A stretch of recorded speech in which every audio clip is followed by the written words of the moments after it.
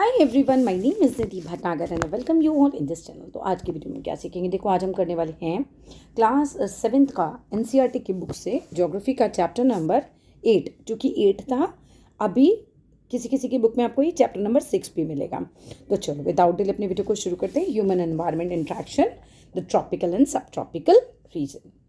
Renuka was excited. Renuka बहुत ही ज़्यादा उत्साहित थी, बहुत ज़्यादा एक्साइटेड थी। क्यों एक्साइटेड थी? Shrikant uncle was home after a gap of nearly 4 months। लगभग 4 महीने बाद आज जो श्रीकांत अंकल हैं वो घर में हैं, बिकॉज वो जनरली घर पर नहीं रहते हैं। He was a wild life photographer. क्यों नहीं रहते हैं? क्योंकि वो जंगल जाते हैं, फोटोग्राफ्स खींचते हैं। तो वाइल्ड लाइफ फोटोग्राफर वही था जो जंगली जीव जंतु की तस्वीरें वगैरह लेता है। एंड ट्रेवल्ड वाइडली, और खूब इधर उधर ट्रैवल करते हैं वो। Renuka's interest in wildlife and forest begin at an early age. Renuka का जो इंटरेस्ट है वाइल्ड लाइफ में, जंगली जीव जंतुओं के बारे में जानने में, है ना, एंड फॉरेस्ट के बारे में, जंगल के बारे में जानने में, वो बिगिन हुआ एट एन अर्ली एज। बहुत ही स्टार्टिंग की एज में, अर्ली एज में, छोटी एज में ये इंटरेस्ट उसका जागरूक हो गया था। व्हेन हर अंकल इंट्रोड्यूस्ड हर, जब उसके अंकल ने उसको इंट्रोड्यूस की थी बुक्स ऑन नेचर, किताबें जो कि नेचर से रिलेटेड थी। Pictures of distant lands and people who lived there, और क्या दिखाई थी उसको? पिक्चर्स दिखाई थी। पिक्चर्स उसको इंट्रोड्यूस करी थी। डिस्टेंट लैंड्स मतलब दूर दराज के जगहों की और लोगों की। हु लिव्ड देयर, जो वहाँ रहते थे। और ऑलवेज फैसिनेटेड हर, तो ये सारी चीज़ें उसको बहुत फैसिनेट करती थी, बड़ी आकर्षित हो जाती थी वो देख के। उसको बड़ा मज़ा आता था, एक तरीके से हम ये कह सकते हैं। ये पिक्चर आपको दे रखी है। इन दीज पिक्चर्स, इन सारी पिक्चर्स में रेणुका, वो बोलते हैं Renuka, you can see people, तुम देख सकते हो लोगों को, from different parts of the world के। सम जो पीपल हैं वो क्या, कहाँ से हैं? फ्रॉम ड्राई डेजर्ट के हैं, मतलब सूखे रेगिस्तानों के लोग हैं इस पिक्चर में। सम फ्रॉम फ्रोजन लैंड्स, कुछ ऐसे लोग हैं जो कि कहाँ रहते हैं? जहाँ पर बहुत ज़्यादा बर्फ़ होती है, फ्रोजन लैंड्स में रहते हैं। Some from hot wet rainforest, और कुछ लोग कहाँ रहते हैं जो कि हॉट और वेट मतलब गर्म और नम रेन फॉरेस्ट में रहते हैं। They look so different from me, और उन्होंने कहा कि भाई ये तो मुझसे बहुत ज़्यादा ये डिफरेंट दिखाई दे रहे हैं। ये रेणुका ने ऑब्जर्व किया। They may look different but they share the same basic needs of life. लेकिन बोलते हैं कि अंकल बोलते हैं कि भाई भला ही ये हमसे लुक डिफरेंट हो, दिखने में डिफरेंट हो, लेकिन जो भी बेसिक लाइफ की नीड्स होती हैं वो हमारे जैसी होती हैं, वो वही शेयर करते हैं। जैसे कि खाना सारी दुनिया में सभी लोग खाते हैं, चाहे वो रेगिस्तान क्यों, चाहे बर्फीली जगह क्यों। क्लोथिंग, कपड़े भी वो वैसे ही पहनते हैं, भाई तन को ढक के रखते हैं, अनशेल्टर। और सभी लोग जो हैं किसी न किसी प्रकार के घरों में रहते हैं। Explained Shrikant uncle. Shrikant uncle ने रेणुका को ये बात एक्सप्लेन करी थी कि ठीक है, देखने में भले ही डिफरेंट है बट बेसिक नीड्स तो सेम ही है। Their children do the same things as you probably do, मतलब इनके बच्चे भी लगभग वही चीज़ें करते हैं जो लगभग तुम लोग करते हो या हमारे बच्चे करते हैं। प्ले गेम्स, यानी कि वो गेम्स खेलते हैं। क्वारल समटाइम्स, कभी कभी लड़ते हैं। एंड देन मेकअप, फिर से दोस्ती भी कर लेते हैं। सिंग करते हैं, यानी कि गाना गाते हैं, कभी डांस करते हैं। And help the families with various things, और परिवार के लोगों की अलग अलग चीज़ों में मदद करते हैं। That need to be done, जो कि होना भी चाहिए। They live closer to nature, ये नेचर के बहुत नज़दीक रहते हैं। And very early in their life, अपने जीवन में बहुत शुरुआत में ही have learned to care for nature, वो प्रकृति की देखभाल करना सीख जाते हैं। They learn how to catch fish, वो सीखते हैं कि किस तरीके से मछली पकड़नी है। And how to collect material from the forest, और किस तरीके से एक फॉरेस्ट से मटीरियल जो है वो कलेक्ट करना है। कोई भी मटीरियल हो सकता है। In chapter 8, 9 and 10 you will learn about the life of people, आप सीखेंगे चैप्टर 8, 9, 10 में लोगों के जीवन के बारे में जो कि different natural regions of the world में रहते हैं। लाइफ इन द अमेजन बेसन, अब लाइफ कैसी होती है अमेजन बेसन में रहने वाले लोगों की। Before learning about the Amazon बेसन के बारे में सीखने से पहले let us look at the map. चलो मैप को देख लेते हैं, जो कि 8.2 पे आपको दे रखा है। ये 6.2 मेरे सामने जो किताब है, तो किसकी किताब में 6.2 भी हो सकता है, बट एक मैप आपको नीचे दिया हुआ है। नोटिस करो that the tropical region lies very close to the equator. अब देखो पूरी जो धरती है ना, सेंटर में इक्वेटर है उसके, ये देखो सेंटर लाइन जो धरती को 2 भागों में बांटती है। तो ये जो रीजन जिसकी हम बात कर रहे हैं ये इक्वेटर के आसपास फैला हुआ है, ठीक है। सो नोटेड दैट, नोटिस हमें ये करना है कि ट्रॉपिकल रीजन जो है वो कहाँ लाई करता है, बहुत क्लोज है इक्वेटर के, बिटवीन 10 डिग्री नॉर्थ से लेकर 10 डिग्री साउथ। अब इक्वेटर पे कितनी डिग्री होती है बच्चा?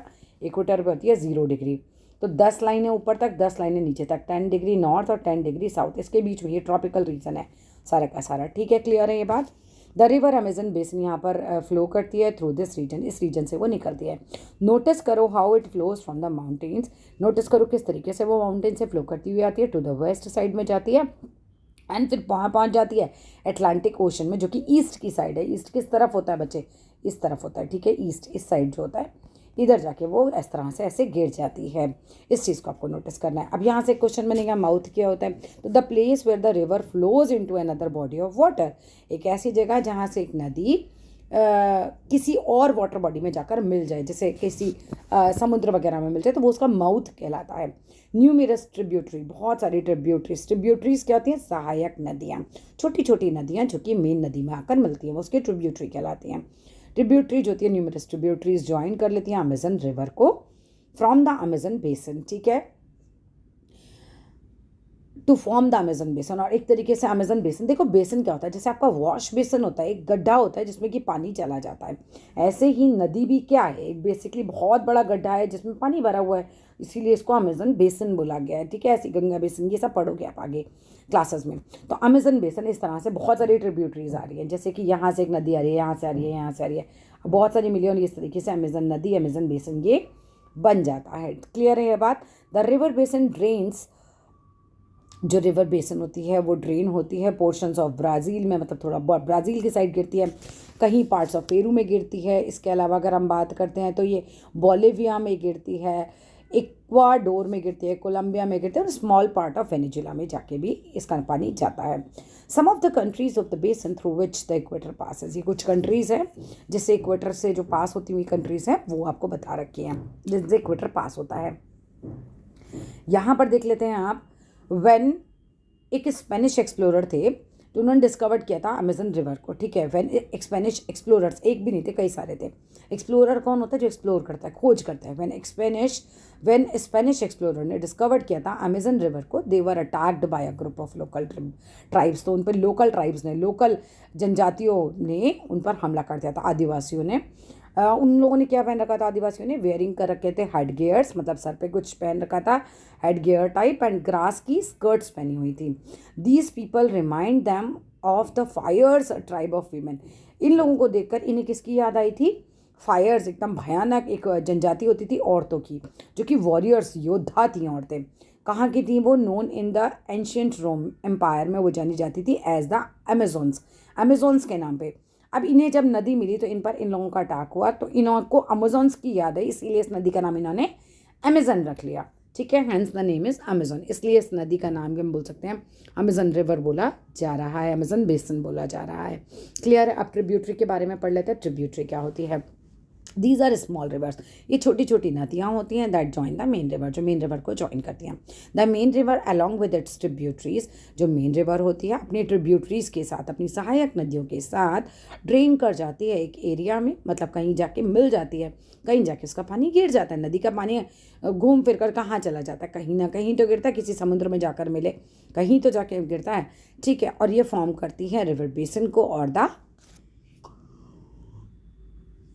जो कैचमेंट एरिया होता है, कैचमेंट एरिया मतलब जहाँ पे जाके इनका पानी गिरता है, जल संग्रहण होता है एक तरीके से, सारा पानी जहाँ गिर जाता है।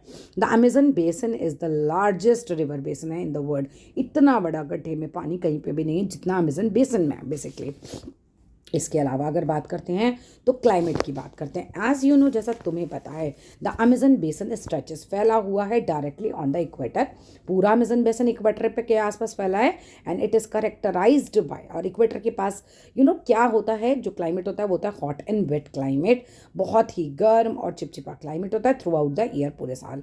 Both day and nights are almost equally hot and humid, मतलब क्लाइमेट कैसा रहता है कि पूरा दिन और रात इक्वली हॉट एंड ह्यूमिड रहते हैं। स्किन फील्स स्टिकी, आपके चेहरे पे बहुत ज़्यादा स्टिकी आपको फील होता है।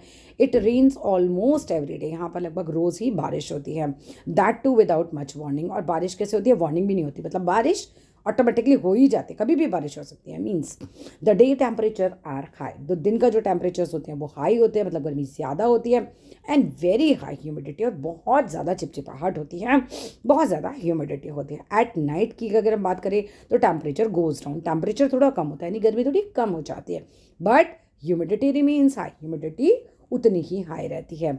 रेन फॉरेस्ट की बात की जाए तो एज इट रेन्स हैवीली, हमें पता है कि यहाँ पर बहुत ज़्यादा बारिश होती है इन दिस रीजन तो थिक फॉरेस्ट यहाँ पर ग्रो हो जाते हैं, यानी कि घने जंगल यहाँ ग्रो हो जाते हैं।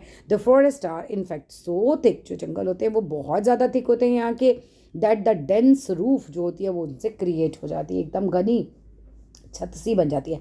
मतलब ये पेड़ है ना, तो ऐसा इससे एक छत बन गई, दूसरा पेड़ भी आ गया, फिर एक और पेड़ आ गया, तो ऐसे एक कैनोपी टाइप बन जाती है, पूरे घने हो जाते हैं, ये ऊपर से ढक जाते हैं। तो इसकी वजह से क्या होता है, does not allow the sunlight to reach the ground.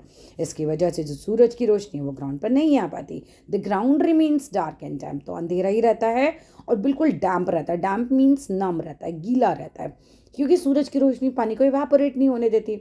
Only shade tolerant vegetation, जो कि छाया में हो सकते हैं, ऐसी चीज़ें यहाँ पर उगती हैं, मे ग्रो हियर, जैसे कि ऑर्चिड्स, ब्रोमिलायड यहाँ पर ग्रो होते हैं एज प्लांट्स पैराडाइज में। The rain forest is rich in Fiona. अब यहाँ के जो रेन फॉरेस्ट है यहाँ पर फ्योना भी बहुत है, मतलब अलग अलग टाइप के जीव जंतु भी रहते हैं।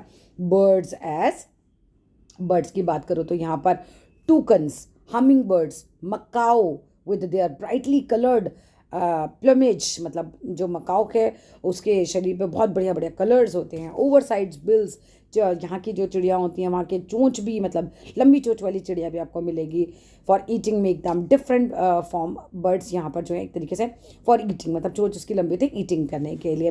तो इसकी वजह से, क्योंकि यहाँ पर इस तरह ये अलग डिफरेंट काइंड ऑफ बर्ड्स पाई जाती हैं, हम ये कह सकते हैं कि बिल्कुल डिफरेंट है, ठीक है। मतलब कॉमनली जो भी हमको बर्ड्स मिलती हैं उनसे ये जगह डिफरेंट है, ठीक है। फॉर्म करते हैं बर्ड्स भी कॉमनली सी इन इंडिया, तो ये डिफरेंट बर्ड्स होती है जो कॉमनली इंडिया में देखी जाती हैं उनसे। These birds also make loud sounds in the forest. ये बर्ड्स जो होती हैं खूब जोर जोर से साउंड जो है क्रिएट करती हैं फॉरेस्ट के अंदर। एनिमल्स लाइक मंकी हो गया, स्लॉथ हो गया, एंड आंट ईटिंग टैपीर, जो आंट ईटिंग मतलब चींटी खाने वाले जो टैपीर होते हैं वो भी यहाँ पाए जाते हैं। वेरियस स्पीशीज ऑफ रेप्टाइल्स, अलग अलग प्रकार के रेंगने वाले जीव जंतु मिलेंगे आपको यहाँ। स्नेक्स मिलेंगे यहाँ पर, ठीक है। Are thrive in this jungle, thrive means पाए जाते हैं। क्रोकोडाइल्स हो गए, स्नेक्स हो गए, पाइथन्स हो गए, अबाउंड है मतलब भरे पड़े हैं यहाँ पर, यहाँ पर बहुत सारे पाए जाते हैं ये। Anaconda and boa constrictor are some of the species. Anaconda boa का जो कंस्ट्रक्टर है ये भी कुछ प्रजातियां हैं जो यहाँ पाई जाती हैं। Besides the basin is home two thousands of species of insects. इसके अलावा भी अगर हम बात करें तो यहाँ पर बहुत हज़ारों प्रकार के जो कीड़े हैं वो भी पाए जाते हैं। सेवरल स्पीशीज ऑफ फिशेस पाई जाती हैं, मतलब अलग अलग प्रकार की मछलियाँ भी यहाँ पाई जाती हैं, इंक्लूडिंग फिश ईटिंग, जो मछलियाँ खाने वाली पिरान्या है, फिश है, वो भी जो है यहाँ पाई जाती है। Is also found in the river. Piranha name of a fish है, ठीक है, जो फिश ही खाती है। दिस बेसन इज दस एक्स्ट्राऑर्डिनरीली, हम कह सकते हैं, रिच है in the variety of life जो कि यहाँ पाई जाती है। इसके अलावा बात करते हैं people of the rain forest, लोग जो रेन फॉरेस्ट की कैसे होते हैं। अच्छा, before we start this paragraph ये खत्म कर देते हैं। Bromeliad are special plants. Bromeliad जो है स्पेशल प्लांट्स होते हैं दैट स्टोर करते हैं वाटर को इन देयर लीव्स, अपनी पत्तियों में। एनिमल्स लाइक फ्रॉग्स हैं यूज़ करते हैं इन पत्तियों के बीच में जो जगह होती है, इन पॉकेट्स को, है ना, जहाँ पे पानी होता है, पॉकेट्स ऑफ वाटर को, फॉर लेइंग देयर एग्स, अपने अंडे देने के लिए। सम टीवी चैनल ब्रॉडकास्ट करते हैं डॉक्यूमेंट्रीज़ को on the wild life of the world, है ना, अलग अलग प्रकार के जीव जंतु आपको दिखाएंगे, जंगल दिखाएंगे and all. Try to watch some of the films, इन कुछ फिल्म्स को देखने की कोशिश करें एंड शेयर करें अपने एक्सपीरियंस को in the classroom. People of the rain forest, लोग कैसे होते हैं रेन फॉरेस्ट में, पीपल ग्रो करते हैं most of their food in some areas, अपना कुछ फूड जो है कुछ एरियाज़ में ग्रो करते हैं, स्मॉल एरियाज़ में, आफ्टर क्लियरिंग सम ट्रीज़ को क्लियर करने के बाद in the forest. While man जो हैं, आदमी जो है वो हंट करते हैं, मतलब शिकार करते हैं, and fish along the river, मतलब फिशिंग करते हैं नदी से। Women take care of the crops, और जो औरतें होती हैं वो क्रॉप्स की केयर करती हैं। दे मेनली ग्रो, जो औरतें होती हैं वो मेनली क्या क्या उगाती हैं, वेरी इंपॉर्टेंट पैराग्राफ, टैपियोका उगाती हैं, टैपियोका उगाती हैं, अनानास यानी पाइनएप्पल उगाती हैं, शकरकंद यानी कि स्वीट पोटैटो उगाती हैं। एज हंटिंग एंड फिशिंग हमें पता है आर अनसर्टेन है, मतलब आज शिकार मिला मिला, नहीं मिला नहीं मिला, ये भी हो सकता है। तो it is the women who keep their families alive, तो ये औरतें ही होती हैं जो अपने परिवार को जिंदा रखती हैं by feeding them the vegetables they grow, उन सब्जियों से जो कि औरतें खुद उगाती हैं। They practice slash and burn agriculture which is a very very important topic in this chapter. Slash and burn agriculture पे क्वेश्चन 100% आता है, ठीक है। अब क्या होता है वो अभी बाद में पढ़ाती हूँ, मैं आपको दे रखा है यहाँ पर। द स्टैपल फूड यहाँ का मैनियोक है, ये इसको हम कसावा के नाम से भी जानते हैं, क्वेश्चन भी आ सकता है। That grows under the ground like a potato, मतलब जैसे पोटैटो उगता है ना ज़मीन के नीचे, ऐसे ही ये भी उगता है। They also eat queen ants को भी ये खाते हैं। एग सेक्स का मतलब क्या हो गया, अंडकोश, जहाँ पे अंडे होते हैं वो जगह भी ये खाते हैं। कैश क्रॉप्स लाइक कॉफ़ी, मेज़ माने मक्का, एंड कोको, जैसे कोका का पाउडर होता है, ये जो है ये भी जो है यहाँ पर ग्रो किया जाता है। द रेन फॉरेस्ट प्रोवाइड करते हैं लॉट ऑफ फूड को, क्योंकि यहाँ पर रेन फॉरेस्ट है तो यहाँ पर बहुत सारे पेड़ हैं, बहुत सारी लकड़ी मिलती है यहाँ पे हाउसेस बनाने के लिए। सम फैमिलीज जो हैं वो यहाँ पर रहती हैं थैच्ड हाउस में, यानी छप्पर वाले घरों में, जो कि जिनकी शेप होती है लाइक अ बी हाइव, जैसे मधुमक्खी का छत्ता होता है उस तरह की जो शेप होती है, उस तरह के घर बना के लोग यहाँ रहते हैं। There are other large apartment like houses भी यहाँ पर होते हैं, जैसे कि क्या बोलते हैं इसको, मलोका विद अ स्टीपी स्लांटिंग रूफ होती है। स्टीपी स्लांटिंग मतलब इस तरह की, कुछ इस तरह की रूफ होती है, ठीक है। इसके अलावा बात करूँ तो life of the people of the Amazon basin is slowly changing, धीरे धीरे इनमें बदलाव आ रहा है। इन अदर, अगर हम बात करें इन द ओल्डर डेज की, पुराने दिनों में, the heart of the forest, मतलब अगर आपको अंदर जाना है फॉरेस्ट के, it could be reached only by navigating the river, आप केवल नदी के रास्ते से जा सकते थे। इन 1970 की बात करो, the trans Amazon highway made all parts of the rain forest accessible. अब क्या हुआ, यहाँ पर हाईवेज वगैरह बने तो आप रेन फॉरेस्ट में कहीं भी जा सकते हो, ऑल पार्ट्स में जाना एसेसिबल हो गया। एसेसिबल मीन्स जाने काबिल हो गए। इसके बाद बात करो तो एयरक्राफ्ट्स हैं। Helicopters are also used for reaching various places. Aircrafts हो गए, हेलीकॉप्टर्स हो गए, इनको हम यूज़ करते हैं बहुत सारे जगहों पर पहुंचने के लिए। द इंडिजीनियस जो पॉपुलेशन है, यहाँ की जो मूल आबादी है, जो यहाँ पर मूल रूप से लोग रहते हैं, वॉज पुश्ड आउट, वो यहाँ से बाहर निकाल दिए गए from the area and force to settle. जब वो बाहर निकाले गए, मूल आबादी वहाँ से बाहर निकली, तो वो सेटल हुए नए एरियाज़ में, वेयर दे कंटिन्यूड, जहाँ पर उन्होंने कंटिन्यू किया टू प्रैक्टिस देयर डिस्टिंक्टिव, यानी कि पौराणिक अपना जो तरीका था फार्मिंग का, उसी को कंटिन्यू किया। The developmental activities are leading to the gradual destruction of the biography diverse rain forest. देखो डेवलपमेंट हो रहा है, ये डेवलपमेंटल एक्टिविटीज़ हो रही हैं, लेकिन इसकी वजह से क्या हो रहा है, ग्रेजुअली धीरे धीरे क्या हो रहा है, डिस्ट्रक्शन भी हो रहा है। किसका डिस्ट्रक्शन हो रहा है, बायोलॉजिकली डाइवर्स रेन फॉरेस्ट का, जो कि अपने आप में ही बिल्कुल विभिन्न है, अलग अलग प्रकार के पेड़ हैं, अलग अलग प्रकार के जीव जंतु हैं, लेकिन उनमें बहुत बदलाव आता जा रहा है। इट इज़ एस्टिमेटेड, ऐसा अंदाज़ा लगाया जाता है, that a large area of the rain forest has been disappearing, बहुत सारा एरिया जो है इन रेन फॉरेस्ट का गायब हो गया, एनुअली गायब हो रहा है इन द अमेजन बेसिन में। यू कैन सी, आप देख सकते हो that this destruction of the forest has a much wide implication, इसका बहुत ज़्यादा बड़ा वाइडर जो इम्प्लीकेशन है, बहुत ज़्यादा इस पर प्रभाव पड़ रहा है। The top soil is washed away, अब पेड़ नहीं होते तो टॉप सॉइल यानी ऊपर वाली जो मिट्टी है वो उड़ती चली जा रही है, बहती चली जा रही है, and the lush forest turn हो रहे हैं, जो मतलब हरे भरे जो फॉरेस्ट जंगल थे वो बैरन लैंडस्केप बन रहे हैं, यानी कि बिल्कुल बंजर ज़मीनें बन रही हैं। बहुत इंपॉर्टेंट पैराग्राफ है, स्लैश एंड बर्न का ध्यान से समझो। Slash and burn is a way of cultivating, उगाने का एक तरीका है लैंड पर, वेयर फार्मर्स क्लियर करते हैं पीस ऑफ लैंड को बाय स्लैशिंग और कटिंग के द्वारा। कटिंग डाउन ट्रीज मतलब वहाँ से पेड़ वेड़ काट दिए जाते हैं, एंड बुशेस भी काट दिए जाते हैं। दीज आर देन बर्न, फिर इनको जला दिया जाता है, जो रिलीज कर देता है न्यूट्रिएंट्स को, सॉइल के अंदर जो राख होती है ना, उससे न्यूट्रिएंट्स बनते हैं। न्यू क्रॉप्स यहाँ पर उगाई जाती हैं इन द क्लियर्ड फील्ड में फॉर अ फ्यू ईयर्स, कुछ सालों के लिए, after repeatedly using the patch of land. अगर आपने एक बार लैंड को बार बार यूज़ कर लिया तो सॉइल क्या करती है, लूज़ कर देती है अपनी फर्टालिटी को, अपने न्यूट्रिएंट्स को, सो इट इज़ एबंडेंट, फिर उस जगह को छोड़ दिया जाता है कुछ टाइम के लिए। Then they clear another plot of land, फिर वो लोग जो होते हैं वो दूसरे प्लॉट पर जाके उस पर वो चुगाते हैं। इन द मीन टाइम क्या होता है, उसी बीच में यंग ट्रीज जो हैं वो ओल्ड फील्ड पर उगने लग जाते हैं। इस तरीके से सॉइल की फर्टिलिटी हम कह सकते हैं रीस्टोर हो जाती है। People can then return to it, फिर लोग जो वापस अपने पुराने प्लॉट पर उगा सकते हैं, स्टार्ट कर सकते हैं कल्टिवेटिंग इट अगेन, ठीक है, दोबारा वहाँ पे उगाना स्टार्ट कर सकते हैं। Life in the Ganga Brahmaputra basin कैसी है, the tributaries of river Ganga, Ganga नदी की जो सहायक नदियाँ हैं एंड पुत्र की जो सहायक नदियाँ हैं, टुगेदर फॉर्म करती हैं गंगा ब्रह्मपुत्र बेसिन को इन द इंडियन सब कॉन्टिनेंट में, ठीक है। इंडियन सब कॉन्टिनेंट मीन्स जैसे आसपास के एरिया भी जोड़ लो, उसमें अफगानिस्तान, पाकिस्तान, नेपाल, ये सब इंडियन सब कॉन्टिनेंट बोला जाता है इसे। The basin lies in the subtropical region, जो बेसिन है वो सब ट्रॉपिकल रीजन में है। That is situated between 10 degree north और टू 30 डिग्री नॉर्थ तक, वहाँ तक ये फैला हुआ है लैटिट्यूड्स तक। The tributary of river Ganga like the Ghaghara हो गई, द सोन हो गई, द चंबल हो गई, द गंदक हो गई, द कोसी हो गई, ये सब ट्रिब्यूटरीज हैं ब्रह्मपुत्र की, ये सागे जाके ट्रेन हो जाती हैं इसमें, मतलब सारी जो ट्रिब्यूटरी ब्रह्मपुत्र की उसमें आके मिल जाती हैं। लुक एट द एटलस, अब आप एटलस देखो, नक्शे को देखो, and find names of some tributaries, कुछ ट्रिब्यूटरीज की नाम ढूंढो जो ब्रह्मपुत्र की ट्रिब्यूटरीज हो, ब्रह्मपुत्र नदी की मतलब सहायक नदियाँ हों।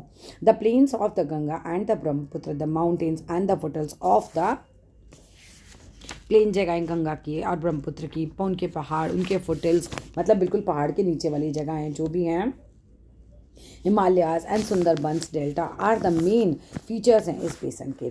Oxbow lakes dot the plain area, मतलब एग्जैक्टली यहाँ पर पाए जाते हैं। The area is dominated by monsoon climate, यहाँ पर मानसून क्लाइमेट रहता है। द मानसून ब्रिंग करती है रेन को, फ्रॉम मिड जून से लेकर सितंबर तक यहाँ बारिश होती है।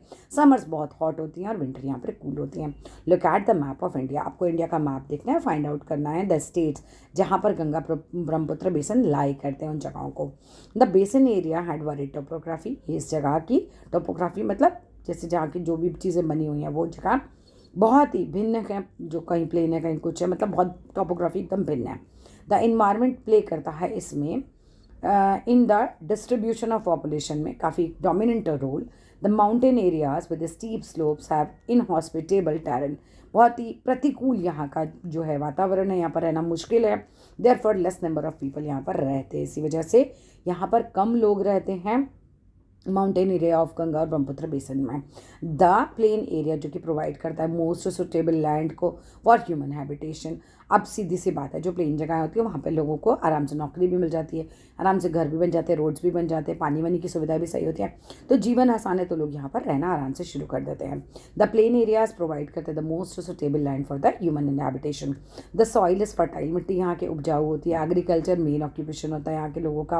Where flat land is available to grow crops, यहाँ पर फ्लैट लैंड अवेलेबल होती है क्रॉप्स उगाने के लिए। The density of the population of the plain is very high, यहाँ पे लोग बहुत ज़्यादा रहते हैं छोटे एरिया पर ही। The main crop is paddy, यहाँ पर मेनली चावल उगाया जाता है। हम मानते हैं कि कल्टिवेशन ऑफ पैडी रिक्वायर करता है सफिशिएंट वाटर को, इसी की वजह से it is grown in the areas जहाँ पे अमाउंट ऑफ रेनफॉल ज़्यादा हो, तभी वहाँ पे चावल उगाया जा सकता है। व्हीट मेज़ है, इसके अलावा मेज़ मीन्स होता है मक्का, शुगर हम मतलब ज्वार, ग्राम मीन्स चना, मिलेट्स मीन्स बाजरा, अदर क्रॉप्स जो यहाँ पे उगाई जाती हैं। क्रैश क्रॉप्स मतलब बेचने के लिए जो उगाए जाते हैं, लाइक शुगर केन हो गई, जूट हो गई, इन्हें खाने के लिए नहीं, बेचने के पर्पज़ से उगाया जाता है, वो कैश क्रॉप्स कहलाती हैं। लाइक शुगर केन है, जूट है, ये भी यहाँ ग्रो की जाती हैं। बनाना है, plantation are seen in some areas of the plain, कुछ प्लेन जगहों पर देखा गया है कि बनाना को भी उगाया जाता है। इन वेस्ट बंगाल की बात करें या असम की बात करें तो T is grown in plantation, चाय उगाई जाती है इस प्लांटेशन में। Silk is produced through the cultivation of silk worm, silk कैसे प्रोड्यूस की जाती है, सिल्क के कीड़े पाल करके, है ना। इन पार्ट्स ऑफ बिहार में, आसाम में। In the mountains and hills where the slopes बहुत ही जेंटल होते हैं, क्रॉप्स यहाँ पर उगाई जाती हैं टेरेसेस पे। टेरेस मीन सीढ़ियों पे, एक तरीके से टेरेस फार्मिंग जैसे होती है। The vegetation cover of the area बहुत वरी करता है, बहुत डिफरेंट होता है according to the type of landform कैसा है वहाँ पे। In the Ganga and Brahmaputra plain tropical deciduous trees यहाँ पर ग्रो होते हैं, अलॉन्ग विद टीक का पेड़ होता है, साल का पेड़ होता है, पीपल के पेड़ यहाँ पर उगते हैं। थिक बैम्बू ग्रूव्स यानी कि बहुत घने घने बांस के जो झुरमुट होते हैं वो यहाँ पर बहुत पाए जाते हैं। कहाँ पे? ब्रह्मपुत्र बेसन में पाए जाते हैं। ज़रा साइड वाला कवर कर लिए पहले। अब river Brahmaputra is known like different name से जानी जाती है इन डिफरेंट प्लेसेस पे, उसके नाम आपको ढूंढने हैं। पॉपुलेशन डेंसिटी का मतलब होता है it means the number of persons जो कि लिव करते हैं 1 स्क्वायर किलोमीटर में ऑफ एरिया में। The population density of Uttarakhand कितनी है? 189, while density of West Bengal कितनी है? 1029, मतलब 1 स्क्वायर किलोमीटर में इतने लोग रहते हैं। और बिहार में कितने रहते हैं? 1102 लोग रहते हैं। कलेक्ट करनी है सम हैंडीक्राफ्ट्स जो कि मेड हुए हैं जूट से, बैम्बू से और सिल्क से। डिस्प्ले करना है आपको उनको इन विच मतलब इन द क्लासरूम में, और फाइंड आउट करना है which area they were made, कहाँ पर ये बने हुए हैं। इसके अलावा आ जाओ, this is the last page. अब हमारा चैप्टर होने वाला है finish. The delta area is covered with the delta area cover होता है मैनग्रोव फॉरेस्ट से। In parts of Uttarakhand, Sikkim and Arunachal Pradesh coniferous trees जो हैं, जैसे कि पाइन का पेड़ हो गया, डिओडर का हो गया, फिर का हो गया, हम ये भी देख सकते हैं। Because the climate is cool, क्योंकि यहाँ का क्लाइमेट बहुत ठंडा होता है। And the slopes are steep, slopes बहुत स्टीप होते हैं। स्टीप कैसे होते हैं, मतलब इस तरह के होते हैं, ये एक सेकेंड, ये इस तरह के बिल्कुल ऐसे होते हैं, स्लोप स्टीप होते हैं यहाँ पर। There is a variety of wildlife, यहाँ पे बहुत अलग प्रकार के जीवन जंतु पाए जाते हैं इस बेसन में। Elephants, tiger, deer and monkey बहुत ही कॉमन है। वन हॉर्न राइनासोर्स भी यहाँ पाए जाते हैं ब्रह्मपुत्र प्लेन में। इन द डेल्टा एरिया अगर बात करो तो बंगाल टाइगर एंड क्रोकोडाइल भी यहाँ पाए जाते हैं। एक्वाटिक लाइफ अबाउंड्स इन, बहुत भरी पड़ी है फ्रेश रिवर वाटर से। एंड द लेक्स जो हैं यहाँ पे, and bay of Bengal and the sea, मतलब यहाँ पर आप देखेंगे तो पानी में भी बहुत जीव जंतु है, तो लेक्स में है, रिवर वाटर में है, बंगाल सी में है। The most popular varieties of the fish, जो मोस्ट पॉपुलर वेराइटी है फिश की, औरे एंड रोहू है यहाँ पर। आर द रोहू यहाँ पर फिश जो है बहुत फेमस है। और नहीं आर है ये, कतला है और हिल्सा है। फिश एंड राइस जो यहाँ के स्टेपल फूड है, यानी कि मेन फूड है। यहाँ पर लोग फिश और राइस खाते हैं ज़्यादातर इन लिविंग एरियाज़ में। पिक दिखा रखी है वन हॉर्न राइनासोर्स की, क्रोकोडाइल की आपको पिक्चर दिखा रखी है। इसके बाद आते हैं सोर्स ऑफ लाइवलीहुड, मतलब जीविका का साधन क्या है, मतलब पैसा कहाँ से आता है basically. Vinod is a fisherman, Vinod एक फिशरमैन है लिविंग इन अ मतवाली मनु विलेज ऑफ बिहार में वो रहता है। He is a happy man, वो बहुत खुश है आज। With the efforts of the fellow fisherman, अपने दोस्तों की मदद से। कौन कौन से दोस्त दे रखे हैं, रविंदर दे रखा है, किशोर दे रखा है, राजीव दे रखा है, रादर। उसने क्लियर किया है मॉन को एंड ऑक्सबो लेक को कल्टीवेट करने के लिए डिफरेंट वेराइटीज़ ऑफ फिश के लिए, क्योंकि अब साफ पानी में ही फिश आती है। द लोकल वीड, जो लोकल वहाँ की वीड होती है, वीड मतलब होता है अनवांटेड प्लांट्स एक तरीके से, vallisneria hydrilla that grows in the lake, जो उग गई थी, is the food of the fish, वो फिश का फूड बन जाते हैं। The land around the lake is fertile, lake के आसपास का एरिया बहुत फर्टाइल है। तो ही सोज क्रॉप्स, वो यहाँ पर अपनी क्रॉप्स उगाते हैं, जैसे कि वो यहाँ पर पैडी उगाते हैं, मेज़ उगाते हैं, पल्स उगाते हैं डिफरेंट डिफरेंट फील्ड्स में। The buffalo is use to plough the land, buffalo को यूज़ करते हैं लैंड को प्लो करने के लिए। द कम्युनिटी इज़ सेटिस्फाइड, यहाँ के लोग सेटिस्फाइड हैं। There is enough fish to catch, यहाँ पर इनफ फिश मिल जाती हैं पकड़ने के लिए from the river, and enough fish है यहाँ खाने के लिए। इसके अलावा टेरेस फार्मिंग की अगर हम बात करते हैं तो क्या होती है, टेरेस मीन्स छत और यार मे बी है ना, are built on the steep slopes. इस तरह के टेरेसेस जो होते हैं, खाली मैदान, ये देख सकते हो सीढ़ियाँ बनी हुई है, सीख बोल रहे हैं, क्रिएट करते हैं फ्लैट सरफेस पे ऑन विच क्रॉप्स यहाँ पर उगाई जाती हैं। The slopes are removed so that water does not run off rapidly, slopes को रिमूव किया जाता है जिससे पानी जो है, मतलब स्लोप एकदम स्लोपी नहीं होना चाहिए, सीढ़ियाँ सी बना देते हैं जिससे पानी एकदम से नहीं बह जाए। In the fresh waters of river Ganga and river Brahmaputra variety of dolphin पाए जाते हैं, है ना। इसके अलावा क्या पाया जाता है, लोकल कॉल्ड सुसु भी जो यहाँ, जिसे हम ब्लाइंड डॉल्फिन भी बोलते हैं, वो भी यहाँ पाई जाती है। The presence of susu is an indication, susu है इसका मतलब रिवर हेल्दी है, because health of the river अगर है तभी वहाँ सुसु पाई जाएगी। The untreated industrial and urban waste with the high amount of chemicals वो किल कर रहे हैं इस तरह की प्रजातियों को यहाँ पर। And this is the last page. Do you know में आता है, to accelerate the effort to achieve universal sanitization coverage and to put for of the sanitization, the prime minister of India ने क्या लॉन्च किया है, स्वच्छ भारत अभियान mission को लॉन्च किया है 2 अक्टूबर 2014 में। बेसिकली टू एक्सेलरेट मतलब होता है तेज़ी से चलाना कोई अभियान को। तो एफर्ट क्या था, अचीव करना है कि भाई यूनिवर्सल सैनिटाइजेशन हो, पूरी दुनिया साफ़ सुथरी रहे, सार्वभौमिक स्वच्छता बोलते हैं हिंदी में इसे। इसकी वजह से स्वच्छ भारत अभियान 2014 में चलाया गया था। ये Varanasi along the river Ganga दिखा रखी है, यहाँ आ जाओ। To sell in the market they have been begin supply to the neighbouring town, वो जो पिछले जी का हमारा चल रहा था, बेचने के लिए वो आसपास के इलाकों में जाते हैं मछलियाँ। The community is living in harmony, वो आराम से रहते हैं, मिलजुल कर रहते हैं नेचर के साथ। As long as the pollutants from the nearby towns do not find their way into lake waters, मतलब ये तब तक खुशहाल हैं जब तक आजू बाजू का गंदगी कूड़ा इनके यहाँ नहीं आता है। Fish cultivation will not face any threat, fish cultivation को तब तक कोई खतरा नहीं है जब तक आसपास का पोल्यूशन इन तक नहीं पहुंचता। The Ganga Brahmaputra plain has several big towns, यहाँ पर बहुत बड़े बड़े टाउन्स हैं, सिटीज़ हैं। Cities of Ahmedabad, Kanpur, Varanasi, Lucknow, Patna and Kolkata, all with the population of more than 10 lakh लोग यहाँ पर लोकेट करते हैं, रहते हैं रिवर गंगा में। द वाटर बेसन फॉर्म करते हैं दीज टाउन्स को और इंडस्ट्रीज़ को, और वो डिस्चार्ज करते हैं अपना गंदा पानी इन रिवर्स में। This leads to the pollution of the river, इसकी वजह से नदियाँ गंदी हो जाती हैं। All the 4 ways of transport यहाँ पर मौजूद हैं, सब डेवलप्ड हैं गंगा ब्रह्मपुत्र बेसन में।